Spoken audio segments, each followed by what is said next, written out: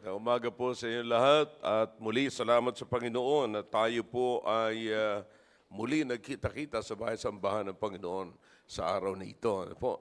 It's always good to be in the house of God on Sunday. No? Because this is really the time na pinagtinalaga ng Panginoon na tayo magkasama-sama sa tahanan ng Diyos. And that's something mga kapatid na yung mga believers, yung mga naniniwala sa Diyos ay nagsasama-sama.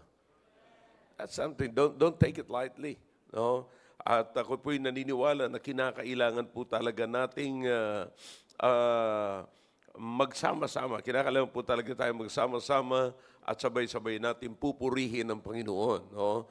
Kaya kung nauunawaan po natin ang ginagawa natin every Sunday, bagamat meron tayo mga kabigatan, iba't ibang emotions on Sunday morning and even on Sunday evening. No? Pero lahat po yan ay mapupunta po yan into one spirit.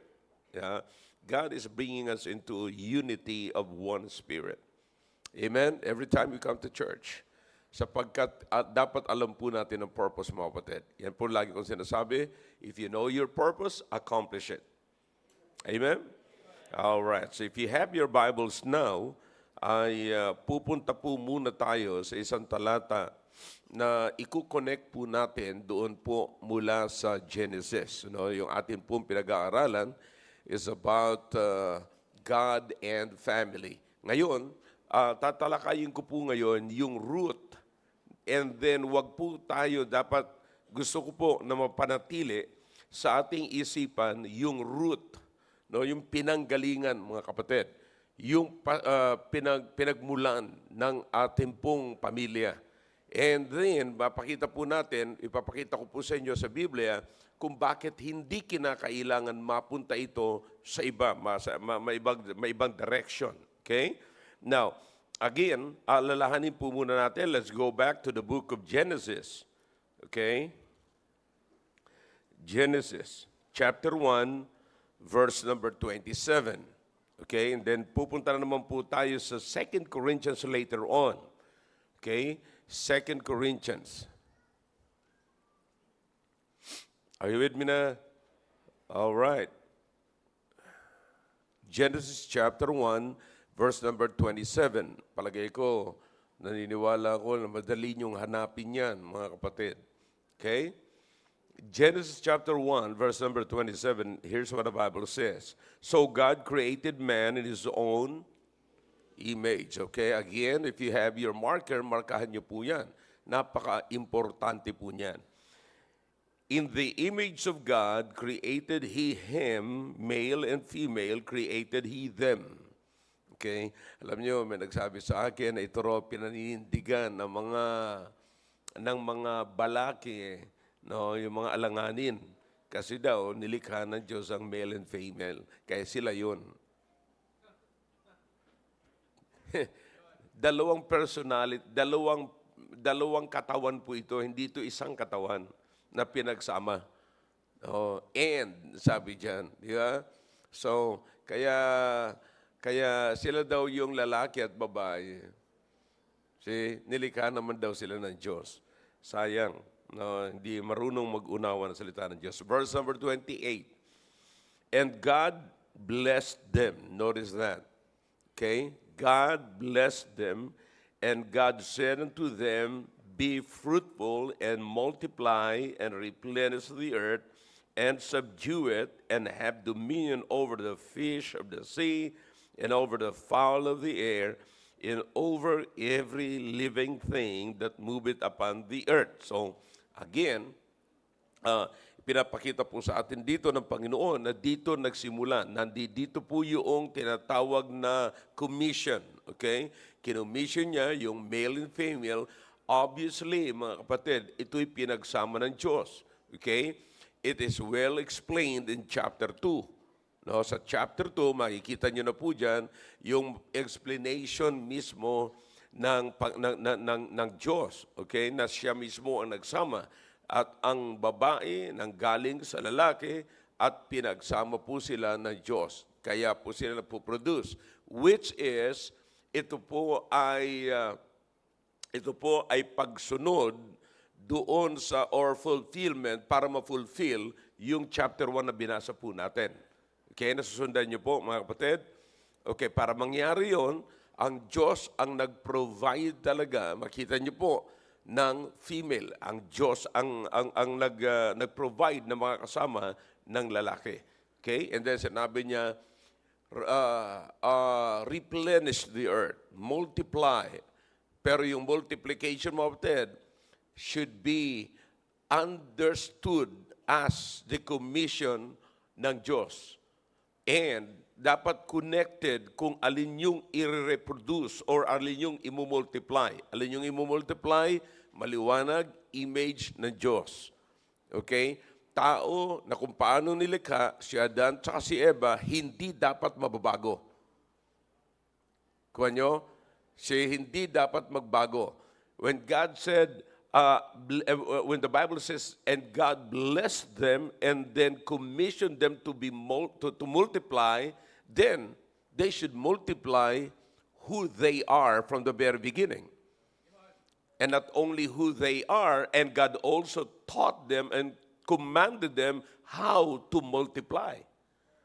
See, it is not just why, it is not just what, but it is also how.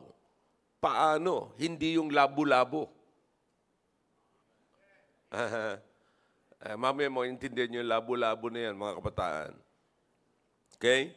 Now, sapagkat may instruction, and then sa New Testament, hindi po yan nagbago. Let's go to 2 Corinthians chapter 6, in verse number 14. You know where I am going, right? Alam nyo na yan. Talata na yan. Kung di nyo alam yan, hindi kayo taga rito. All right. Verse number 14. 2 Corinthians chapter 6, verse number 14. Are you with me na? All right. Are you with me? Tama ba yung simula ko? All right. Be ye not unequally yoked together with what? Unbelievers. For what fellowship at righteousness with unrighteousness? And what communion with light with darkness? And what concord hath Christ with Belial? Or what part hath he that believeth with an infidel? Hindi pa tapos. 16. And what agreement hath the temple of God with idols? For ye are the what? Temple of the living God. As God hath said, I will dwell in them and walk in them, and I will be their God, and they shall be my people. And then 17. Wherefore, come out from among them, and be ye separate, saith the Lord, and touch not the unclean thing, and I will receive you, and will be a father unto you, and ye shall be my sons and daughters, saith the Lord Almighty. Okay? Makikita natin dito, we can see and we can understand these passages why many marriages are not blessed. Where in fact, from the very beginning, they are blessed. In Genesis, they are blessed, but in the New Testament, as we observe that, mga kapatid, yung nakikita na po natin, bakit hindi sila blessed? So the answer is in the Bible. Okay? Let's try to take a look at that. Tignan po natin. Tayo po sandaling manalangin. Let's bow our heads. Father, we thank you for this wonderful day that you've given us. Thank you for bringing us here together to worship Thee and to glorify Thee. Yeah, we have so much burden, oh God. Maraming beses kami nagkaroon ng problema sa aming balikat, mabigat ang aming pasanin. Meron, maaari, nasa kalagitnaan po namin ngayon. They just come as they are with their burden, with their heart, being heartbroken, oh God. But I believe, oh God, you can unload them, unload their burden, give them a smile, give them the joy, and because you are the source of everything, oh God, that we need. So I pray, oh God, that this message would help us na maging maliwanag sa amin ang lahat, Panginoon, concerning marriage. Everything that will transpire, O God, in this morning, in this auditorium, as we listen to your words, I believe we need it, and it will help us. Holy Spirit, please work in the midst of us. If there's any wicked ways in our hearts, even in our minds, oh God, please take it away and forgive us. In Jesus' name I pray. Amen. All right, thank you. You may be seated in the presence of our God. Okay? Now, I hope this is clear, and yung binasa po natin ay naging maliwanag po sa atin at sana po ay maunawaan po natin. So again, from the very first chapter of the book of Revelation, is everybody ready na? All right, everybody look at this way. Now, kasi ang akin pong didiscuss, kung naunawaan niyo po ang puso ko, alam kong hindi naman po nawawala ng problema ang mag-asawa. Laging may confrontation, laging may argumento na hindi matapos-tapos. Pero at least, kung alam po natin ang pinakang simula, mailalagay po natin ang sarili natin doon talaga sa purpose ng marriage. Yun ang pinakamaganda doon. Kung alam natin ang pasimula ng marriage, alam natin yung purpose ng marriage. You see? So, kaya nga, natalakay na po natin kung bakit. Natalakay na po natin kung ano. You see, binasa na naman po natin ngayon ang lagi natin binabasa, Genesis chapter 1. Now, sa New Testament, makikita po natin yung how. You see, the how of marriage. Paano pinagsama ng Diyos? Paano pinagsasama ng Diyos ang dalawa? You see? So dapat maunawaan po natin ang mabuti ito mga kapatid para magkaroon po tayo ng liwanag sa mga bagay na hindi po natin iintindihan, nagdudulot at nagiging dahilan ng gusot at kaguluhan sa loob ng pamilya. Okay? You ready? Okay. Sana maunawaan po natin ang mabuti. Okay? Now, sabi ko sa inyo, ng mga nakaraan, ang ating compatibility ay nakasalalay doon po sa tinatawag na imahe ng Diyos. We are both in the image of God. That's the reason why we are compatible to each other. Okay? Because we are all created in the image of God. Now, you should not break this. Because once it is break, kapatid, that will be the cause of disagreement in the home. That's why in the book of 2 Corinthians chapter 6 and verse number 4, there even the Apostle Paul instructed the Corinthians not to break it. Because from the very beginning, it was not so. Remember na dinala ko po sa inyo mga kapatid, sa aklat ni Matthew, yung sinasabing yung mga Pariseo nagsusulong ng divorce. Sabi nila, bakit si Moses nagsabi na mag-ano ka lamang ng papel? Alam niyo, nung araw, inintindi ko po ito, mga kapatid, ng mabuti. Kasi nung araw, yung papers, as far as yung para bang batas nung araw na ilalagay na sa black and white, okay, mag-issue ka ng papel, nagsasabing pwede na kayo ay maghihiwalay o kayo ay naghiwalay at isulat dito ang mga rason. Imagine, back in the time of Moses ay meron na pong ganon. You see? So, it's a legal papers. Pero sabi ko nga po sa inyo, kapatid, the union of husband and wife is not based on the legal agreement, but divine union. Now, kinakailangan huwag niyong kakalimutan ito sapagkat noong araw ay merong gustong maghiwalay, nagpa-counsel po sa akin, sabi nung babae, ang totoo nga po niyang pastor, hindi naman nung nagpakasal kami nung asawa ko, hindi naman talaga narehistro yung aming marriage license. Hindi naman rehistro. So, parang sinasabi niya sa akin, na ito po'y ground na ng paghihiwalay sapagkat walang katibayan yung kanilang pag-aasawa.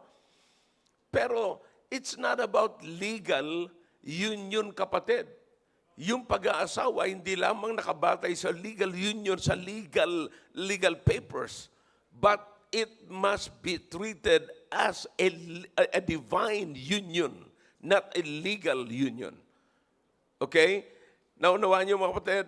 So kaya dito makikita po natin, masusupungan po natin dito sa binasa po natin na inulit ni Paul sa book of 2 Corinthians chapter 6 and verse number 14 na sinabi niya rin dito. Alright, let's go to it. Ang sabi ni Paul, be ye not unequally yoked together. You see, alam niyo po, yung unequally yoked na yan, image po yan, nagpapahayag po yan, nagpipicture po yan, na kinuha po doon sa Deuteronomy chapter 23, just for the sake of study, you don't need to turn to it, para may reference lamang kayo pag umuwi kayo. Or maybe our operator can put it in the screen. Deuteronomy chapter 22 in verse number 10, at pinapakita po yun yung yoke bound two oxen. May dalawang oxen na pinagsasama po yan mga kapatid. At kinakailangan hindi po sila mismatch para magamit po sila sa tamang pag-aararo. Diba? Thou shalt not plow with an ox and an ass together. So hindi pwedeng magtugma yung ox at saka yung ass. Bakit? Obviously, maliit po yung ass. Yeah? So, mismatch po yan, mga kapatid. So, yan po, dyan po dinerive, dyan po kinuha po yung mindset, yung idea na yan, mga kapatid. Dyan po kinuha po yan. So, dito sa 2 Corinthians chapter 6, in verse number 14. So, makikita naman po natin dito ang Kristiyano na siya ay nakayoke together with, siya po ay nakayoke together with the unbelievers, ang tawag po diyan ay mismatch din. Hindi tama. So again, pagka binalikan mo, kinonect mo po yan doon sa root na kung paano pinagsama yung marriage po doon mga kapatid, napakaliwanag. Ano po yun? Dapat ang magsasama ay both in the image of God. You see? So, meron po silang mga bagay na ganyan. Kasi po, makikita niyo po sa binasa po natin sa verse number 15, o verse number 14 pa lamang, meron ng katanungan po si Apostol Pablo nang sabi niya, what fellowship hath righteousness with unrighteousness? So, kailanman hindi po pwede magsama yon. Righteousness and unrighteousness. And what communion hath light with darkness? Hindi rin po pwede magsama. So nakikita niyo po mga kapatid dito, yung impossibility na pinipilit. Kasi rason po yan eh. May mga rason ng mga babae. Siguro naman maliligtas yan kahit hindi ligtas. Siguro naman magiging maayos yan kahit hindi siya maayos ngayon later on. So in other words, para tayo nagsusugal, yung marriage, isinusugal natin. That it should be that way. Kaya sabi ko sa inyo, babalik tayo sa root. Paano sinimulan niya ng Panginoon? Ang pagsisimula ng Panginoon sa pag-aasawa ay hindi sugal. Ang pagsisimula ng Diyos sa pag-aasawa ay hindi tsamba. Kaya ko po sinasabi ito kasi later on, marirealize nyo, hindi pala, sabi nga nila, hindi nga pala compatible. Isa pa simula pa lamang, kung alam na po natin ang prinsipyo na ito, hindi tayo papasok doon. May nakikinig po ba? You see, so ngayon man mga kapatid, at least, sabi niya, Pastor, ano pong magagawa namin? Matanda na kami, nandito na kami. Pwede yung ayusin niyo ngayon nasa church na kayo. You see, now, ano po ang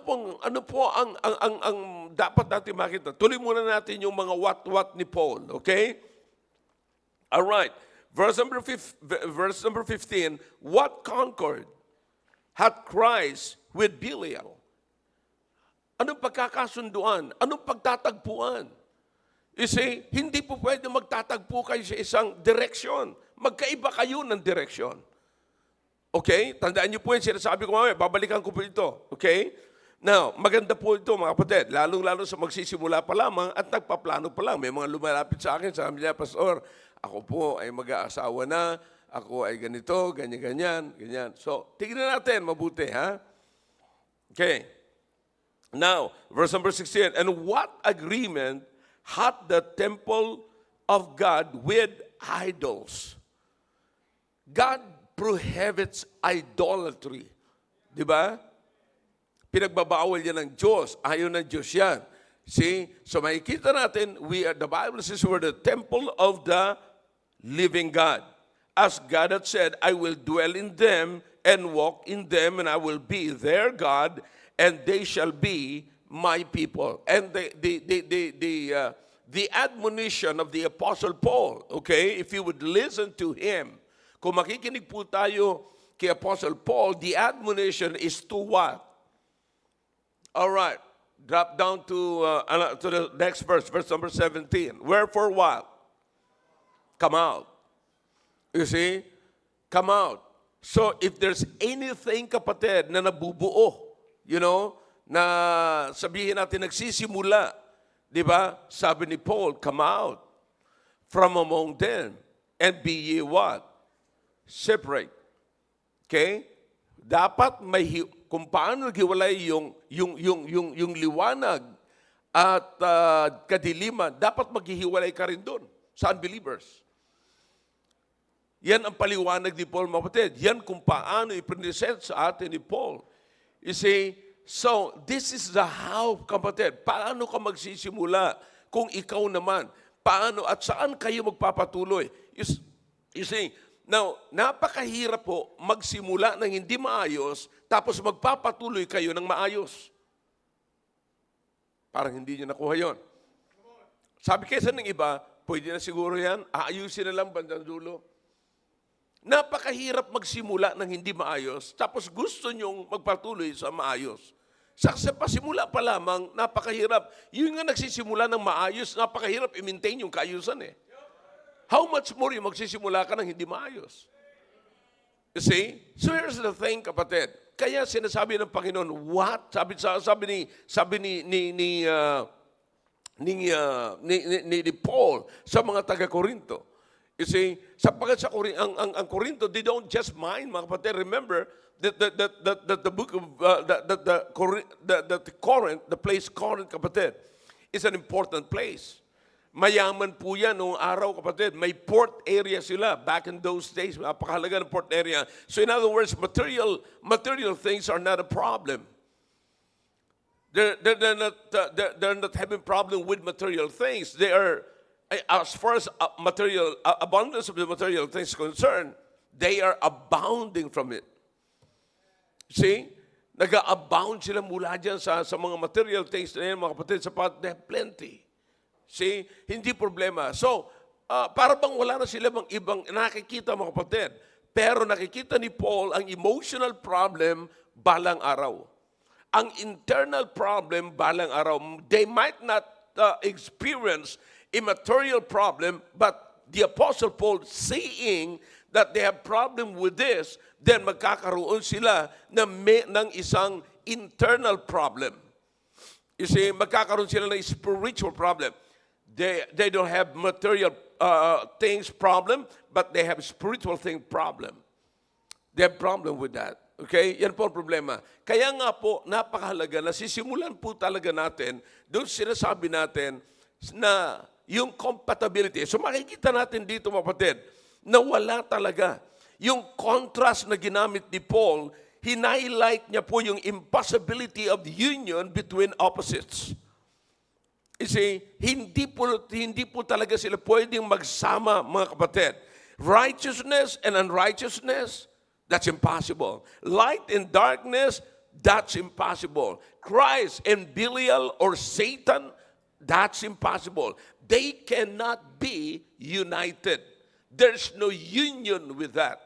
Okay? Now, so kaya nga po ang intent ng passage na ito, mga kapatid, yung binasa po natin, ang intention po nito, mga kapatid, upang maiwasan po ang compromise sa partnership.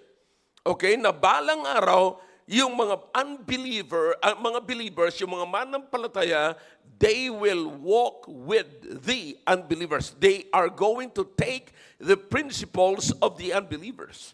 So, they will be compromised. Their walk with Christ will be compromised. So that's a problem. So nakikita po natin yung problema. Kaya napakaraming mga Kristiyano po ngayon, tingin nyo, marami nagsasabi sa akin, Pastor, gusto ko sanang magkaroon ng bahagi sa church. Gusto ko sanang magbigay ng tithes and offering.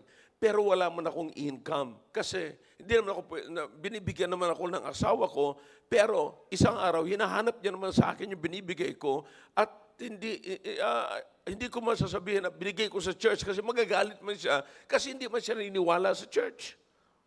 So you understand the problem, mga kapatid? So saan ito magsisimula?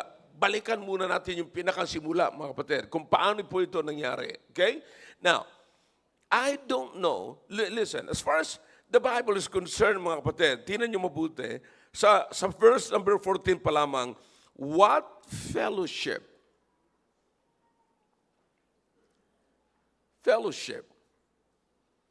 yung nagsasama kayo.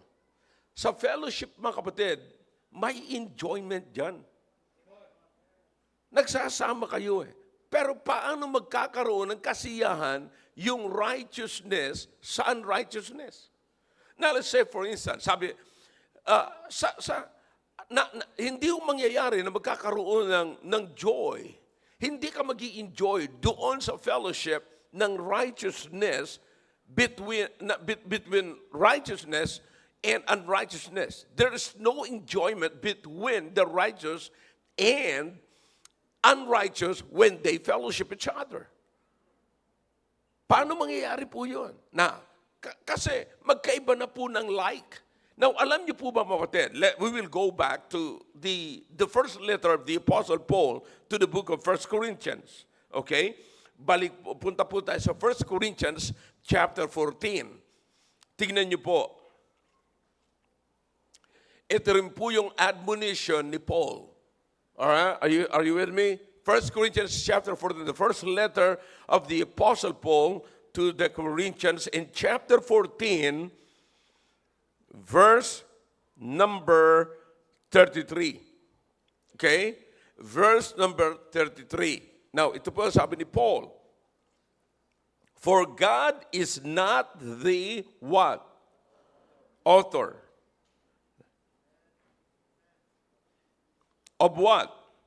Confusion, but of what? Peace. As in all churches of the saints. He is not the author of what? Confusion. So when there is confusion in the home or in marriage, who is the author of that? Obviously, negatively, not God. Okay? Hindi po ang Diyos.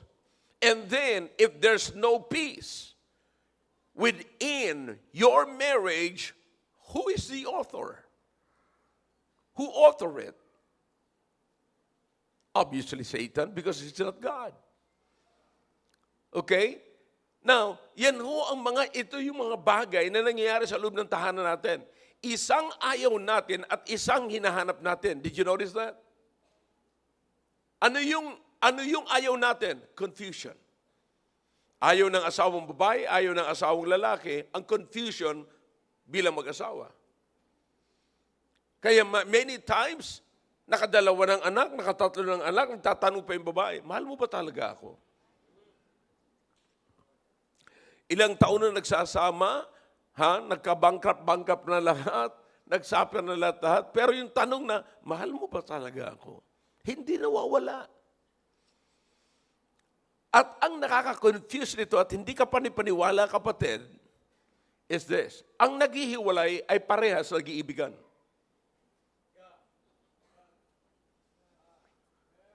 So, somebody said, love, basta't mahal mo siya, nakakasiguro ka dyan. No.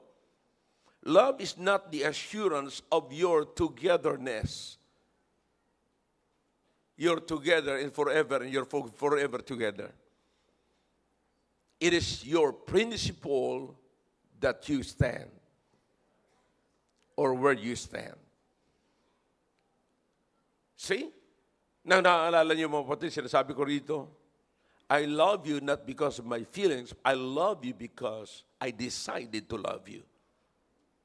So it's your principle. Yan yung pinaninindigan mo. Yan yung kinatatayuan mo. Minsan, ang definition lamang natin kasi mga kapatid ng love is yung nararamdaman natin. Kung paano tayo na-attract sa isa't isa. That's how we define love. But no, it should not be defined that way. Love must be defined as a decision from the mind. A decision from the mind. Na yan, diyan ka magsisettle. Diyan ka isiset mo yung sarili mo diyan. Eto talaga, mamahalin ko ang taong ito. Mamahalin ko ang lalaking ito. Mamahalin ko ang babae ito. Diyan ka magsiset. You see that? So, makikita nyo, pagkatapos ho dyan mga kapatid, look at this, saan tayo naghihiwalay bandang dulo? Doon sa nararamdaman natin. Hindi doon sa decision natin. Did you notice that? Kaya sabi ko nga sa inyo kanina, nakakapagtaka na yung naghiwalay, sinasabi natin nagkaroon ng broken homes, broken family, they still love each other. But why they separate their ways?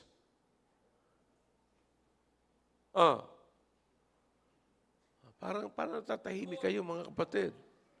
Pero yan talaga ang totoo eh. Di ba? Yan talaga ang totoo. Now notice here. Bakit ayaw kapatid? Listen now. Ito na. Verse number 40. Iko-compare natin yung 33 sa verse number 40. Let all things be done decently and in order. Now, sino kausap ni Paul dito? Mga believers. In other words, kapatid, yung may ability to do this is a spiritual matter. This is an inner matter. This is the matter of the inner man. The soul. A righteous soul. Kinakailangan, sinasabi ni Paul, ina-admonish ni Paul na sabi niya, let all things be done decently in order. Now, eto, kaya sinasabi ko sa inyo, wag sa chapter 6, verse number 14 ng 2 Corinthians, wag, no, be ye separate. Come out from among them. Bakit? Sa pasimula pa lamang mga kapatid, nakakalungkot ito. Sapat ang command na ito ni Paul ay sa mga believers. Pero nakakalungkot kapag ang mga believers ay na-in love sa isang babae o lalaki na hindi disente at walang kaayusan. Is it possible? Marami na kaya. Teka lang. Hanapin ko sila.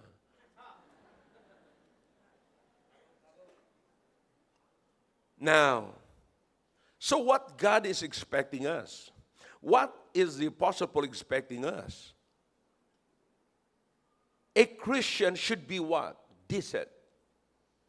Ang isang Kristiyanong lalaki dapat disente.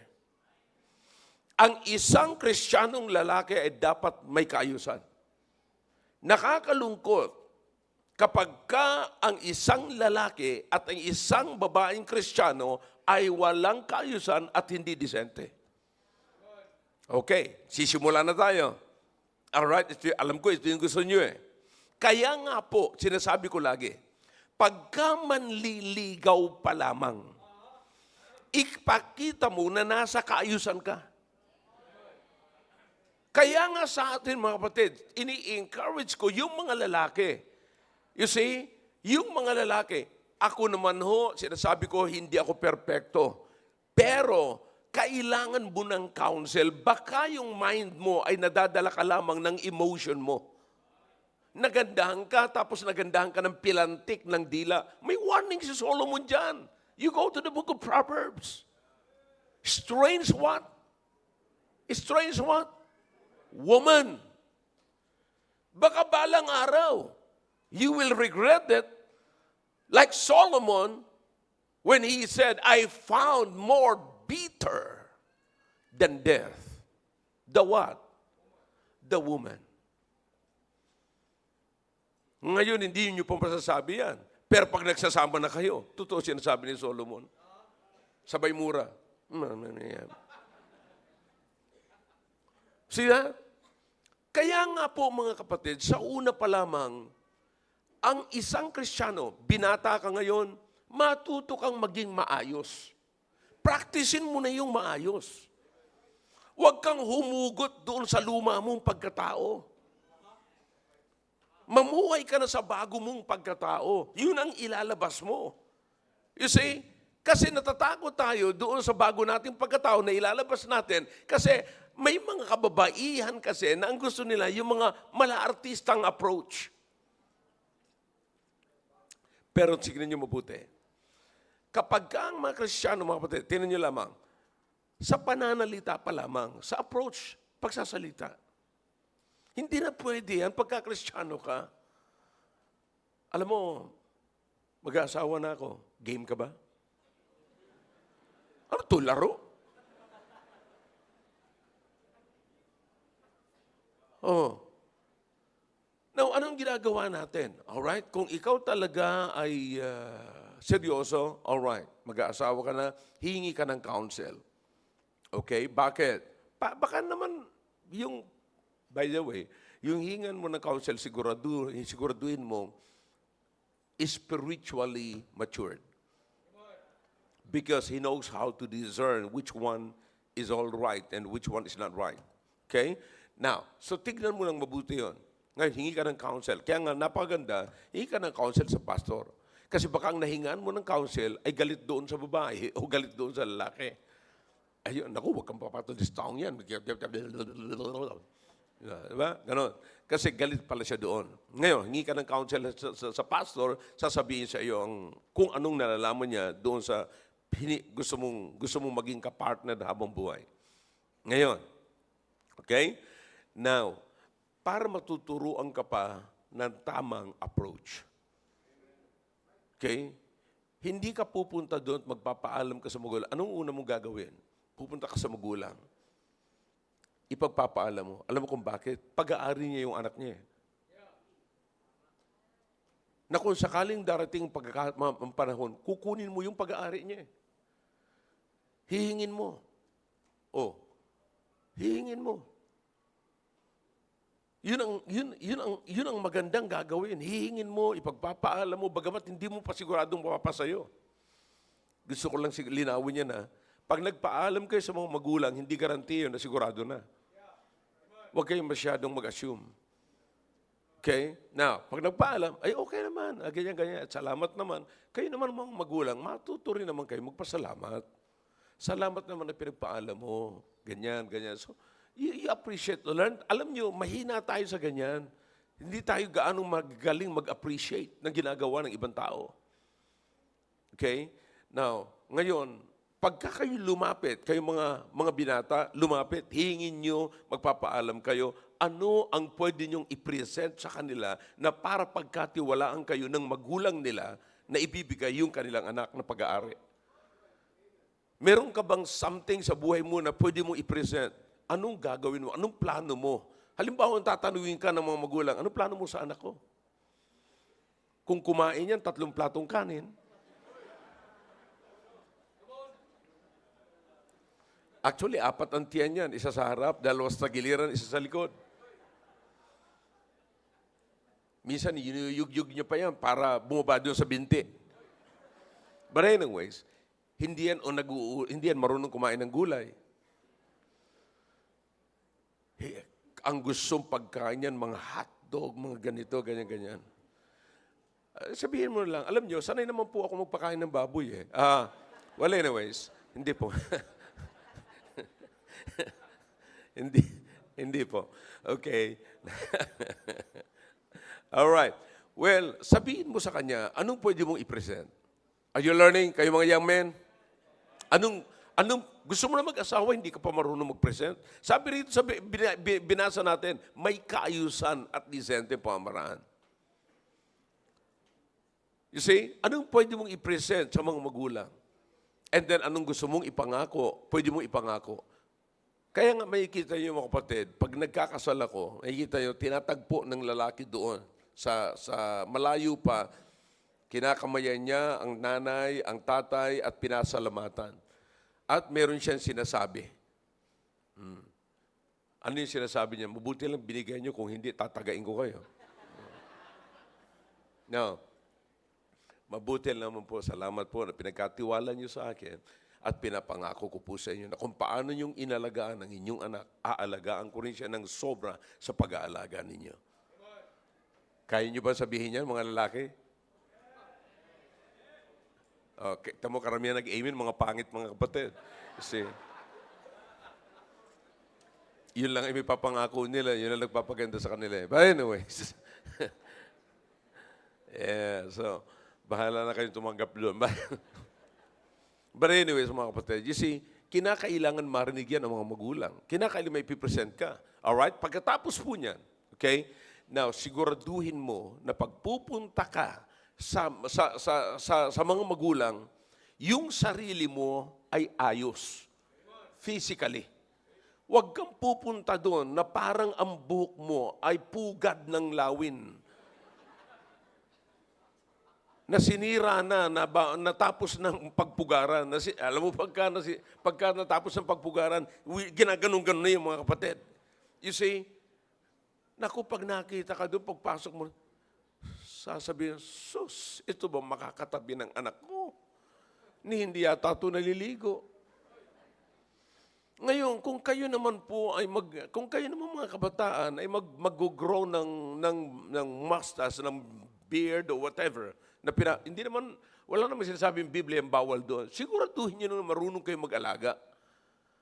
Hindi yung pagka nakita ko mo dyan, oh, bakit may kilikili ito sa mukha? Kasi, so you understand? Baka tinanong ka, naglalagay ka ba ng Under Armour? You see, bakit? May kilikili ka sa mukha eh. So, alam niyo, may mga pinagsasabihan ako ng ganyan, mga kapatid. Pero akala nila, disgrace ko sila. No, it's not. It's a help, mga kapatid. It's an encouragement. And you must learn how to fix yourself. Tignan niyo muna lang kung paano ka manamit. Huwag kang pupunta ron na para ka lang nag-jogging. Pupunta ka doon para magbala. Ipakita mo na nasa kaayusan ka. Ipakita mo, pwede na. Pag sinabi, anong trabaho mo? Ay, nasa office po ako. Akala ko nagtitinda ka ng drugs eh. Kasi mukhang drug addict eh. Oh, mukhang drug dealer. Siguraduhin niyo po yan mga kapatid. Baka mamaya mapagkamalan pa kayo. Baka akala ko, ay, hindi ka ng punerarya. Bakit pagpunta mo doon, kumusta po kayo? So you understand the saying, mga kapatid? Now, mamaya, doon pa lamang, nagpapaalam ka pa lamang sa mga magulang, bagsak ka na, ay lalo na sa anak niya. O anak, pinagpaalam ka rito nung 90 ng punerarya. Anak, sus, Ginoo, may nagpaalam sa iyo rito. Oh, aasawahin ka raw. Ay mukhang drug addict. So, you understand what I'm saying? So, ilagay natin to. Saan tayo nagsimula? Imahin ka ng Diyos. Ngayon, ang imahin ng Diyos ay may kaayusan at disente. Maging sa pananalita. Hindi yun nakikipag-usap ka sa magulang eh. Kamusta po kayo? Alam mo, nagkagusto ko sa anak niyo eh. Pwede ba siya? Yan nyo, pagka napangasawa ko siya, bibigyan ko rin kayo. Abay, parang namimili lamang ng gulay itong taong ito eh. See? So, hindi ganon. Kabataan, I think, kinakailangan natin yung seminar para dyan. In fact, dinidiscuss ito, sa bahagi nito, dinidiscuss sa team prep program. Ang problema lamang, hindi kayo nakikinig sa programa. Kaya ganun pa rin kayo. See, same thing with woman. Pero tatalakayin ko yun sa babae sa next Sunday na. Okay? Now, but listen, sa lalaki muna ngayon, listen, mabuti mo kapatid. Anong connection nito sa pagkami asawa na kayo? Kapatid, eto, kung paano ka nirespeto sa pasimula, yun ang pagkakilala sa iyo na dapat kang irespeto sa mga susunod na bagay. I like him because he is a decent man. I like him because he's a spiritual man. I like him because he's a godly man. He looks like, na hindi siya gagawa ng kalukuhan. You see? So dito pa lamang sa pasimula, respetado ka na. Kaya mahihiya yung babae na gumawa at magsalita ng hindi maganda. Kahit nasanay siya sa bahay niya.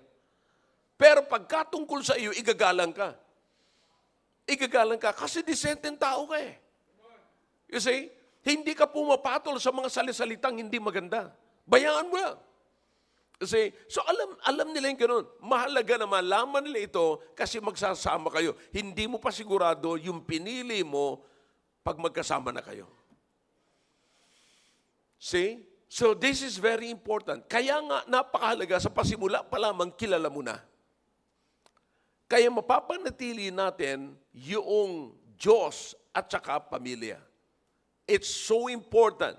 We need to say always, God and the family working together. You see, dapat visible ang Diyos sa loob ng tahanan po natin. See, pag hindi po natin nararamdaman, hindi ito natin nakikita, tandaan niyo po mga kapatid, walang imahe ng Diyos, walang nagdadala sa Diyos. Walang merong, ang Kristiyano ay maaaring na-compromise na sa pinili niyang babae o pinili niyang lalaki na hindi naniniwala sa prinsipyo ng salita ng Diyos. Okay? Maliwanag kapatid? So this is it. Kaya makikita yung kahalagahan. Yung, kung gusto mo panatili ang peace, sabi ng Biblia, kanina, okay, tinignan natin lahat.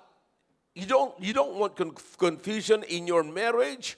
Get away from it. You can get away from it. You can. You can come out from it. And you can have peace. If there is God. So, make God visible in the home. By what? Maintaining the image. See? Pag wala na po yun mga kapatid, magulo na ang tahanan, magulo na yung marriage. Kahit na sabihin mo mayroong love, nakakita ka na ng nagsasabing, I love you, pero may hawak ng itabak. I love you, pero nang babato ng baso. See? Hindi ho yun pagmamahal, kapatid. Kaya, titignan yung mabuti yung totoong pinaninindigan natin sa salita ng Diyos. Napakahalaga po yung prinsipyo na yun. Okay? Now, so makikita natin kung paano ang pamaraan. Kaya nga po, napakahalaga sa mga kabataan, habang bata pa kayo, panatilihin nyo. Sinasabi ko, sa buhok pa lamang. Yung buhok nyo pa lamang, kukunti lang yan. Nasa ulo yan eh. Hindi nyo maayos-ayos. Tapos magpapaalam kayo na mag-aasawa na. Tapos pag magsasalita kayo, parang ang kausap nyo lamang ay kakasamahan nyo ng 1 buwan. Isang taon ng pagsasama, hindi lamang 1 taon, habang buhay kasama mo. You see? Now, kaya nga po mga kapatid, sa approach pa lamang sa simula, ay lalo na pag nagkasama na kayo, nagkakasanayan na kayo, doon lumalabas ang napakaraming hindi mo naririnig na words. Wala nang ama namin doon. Ina mo na.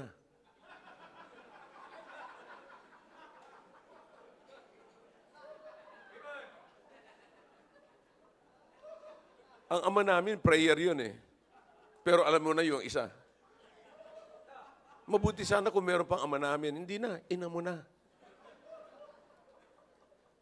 Hindi na ama ang pinag-uusapan doon, ina na. You understand what I'm saying? Nakakatawa pero yan totoo. Diba? Diba? Kayong mga lalaki, kayong mga asawang lalaki ngayon, sawa-sawa kayo sa ganyan. Yung asawa nyo, inang sinisigaw. Kayo naman, ama namin, kahabagan nyo po ako.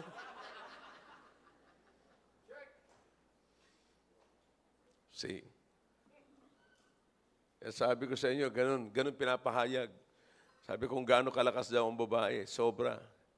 Isang babae lang, kaya magpadala, kaya dalhin ng isang lalaki sa libingan. Pero yung babae, pag tutulong-tulungan ng 6 na lalaki para dalhin sa libingan. Isang babae lang, kaya kang ipalibing. Hindi yan naintindihan. Alright. But anyway, so I hope this help us. Amen? Sa mga kabataan na simulan nyo na maayos, ipakita nyo disente. By the way, ngayon, ito ang bawi dyan mga kapatid. Kayo mga nandyan na may asawa na, simulan nyo, ipakita nyo na kayo ay merong kaayusan at disente yung tao. The way you talk, the way you act. Siguraduhin yung pananalita nyo, yung approach ninyo, laging may paki. Paki, alam mo. Yan sa babae. Pakiabot nito, pakigawa mo ito, pakiganito. Hindi yung pakialam mo. Okay? Alright? So, nawawala ho yan sa loob ng tahanan pagka kayo mag-asawa na matagal. Wala yung paki-paki, wala na yung please. Mabuti pa si LG pag sinabi mong, ano nga ang word niya? What's the magic word? Sabi niya, eat. Hindi niyo nakuha. Please. Yeah. Hindi eat. Yeah. Anong magic word sa loob ng tahanan natin ngayon sa mga babae? Layas. See? Nakakaunawaan tayo mga kapatid. Amen? Alright. So I hope nakatulong po yung pinag-uusapan natin. Alright? Tumayo po tayong lahat. Dakilang Diyos, salamat po sa aralan po namin sa Sunday School. Pagpalain niyo po ito, O Diyos, sa magsilbing gabay sa mga kabataan at maging sa mga may asawa na po, Panginoon. Makita na kami nagtatagpo, Panginoon, sa isang agreement na wala pong iba kundi ang imahe ng Diyos. We will always lift up your name, O God, in our home. You'll always be the center of our home, of our family. Everything in our family, o in our home, you are always the center. Kaya pagpalain niyo po, Panginoon, ang bawat isa. Kayo po manguna at pagpalain niyo po nagtirang oras sa mga susunod po pong gawain po namin. Ito po ang aming dalangin pa. Salamat sa pangalan po ni Jesus. Amen.